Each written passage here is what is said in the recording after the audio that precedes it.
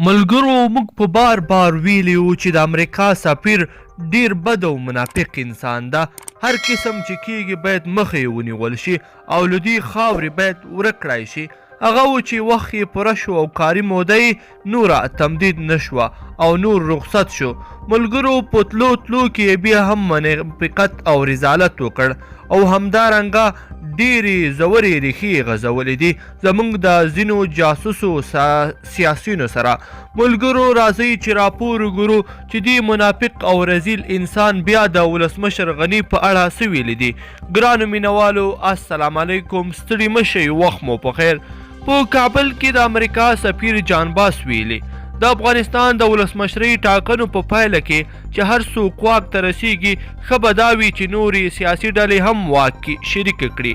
ښاغلي بس تلونیو سره ځانګړي مرکه کې ویلي په 1 میلیون رایه ټاکل شوی ولسمشر ښایي ډیر سیاسي اعتبار ونه لري. ښاغلي بس وویل تیرو ولسمشریزو ټاکنو کې د خلکو ګډون کچه ټیټه وه او د هغو 9 میلیونو کسانو له ډلې چې د رایې ورکولو جوګه دي یوازې 1 میلیون یې ښایي راتلونکي ولسمشر ته رایه ورکړې وي. نوموړي یې زیاته کړه د امریکا په سیاسي کلتور کې دا کچه په دې معنا ده چې یو څوک بشپړ سیاسي اعتبار نه لري او د ټولو هغو وګړو استازیتوب نه کوي چې د رایې ورکولو جوګه دي. د دې پوښتنې په ځواب کې چې اوسني وضعیت کې څه باید وشي د امریکا سفیر وویل هر څوک چې ولسمشر کیږي باید نورو سیاسي ډلو ته هم واک برخه کې ورکړي. جان باس وویل راتلونکی ولسمشر باید داسې چلند وکړي چې ټولې ډلې ټپلې احساس وکړي چې حکومت کې ونډه لري او غږ یې باید واورول شي. دا لومړی ځل نه دی چې د امریکا سفیر جان باس چې افغانستان کې یې دنده په ختمېدو ده افغانستان کې حکومتوالۍ پر کیفیت او حکومتي کړنو نیوکې کوي.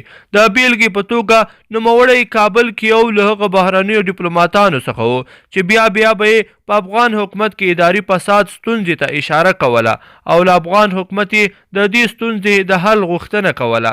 د تیرو ولسمشریزو ټاکنو د لومړنیو پایلو له اعلان وروسته چې محمد اشرف غني پکې مخکښ اعلان شوی و ښاغلي بس پر خپله ټویټر پاڼه لیکلي ټول باید دا خبره په یاد ولري چې دا یوازې لومړنۍ پایلې دي.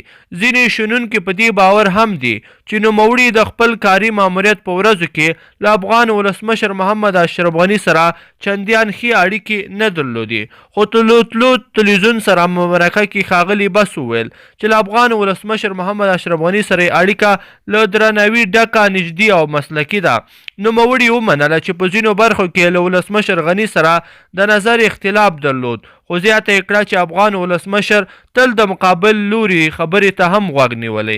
ګرانو لیدونکو په دې هیله چې ویډیو به مو راسره تر پایه پورې ګټلې وي. که چیرې مو خوښه شوې وي نو حتما یې در سره لایک کړئ او ملګرو سره یې هم ضروري شریکه کړئ. مننه.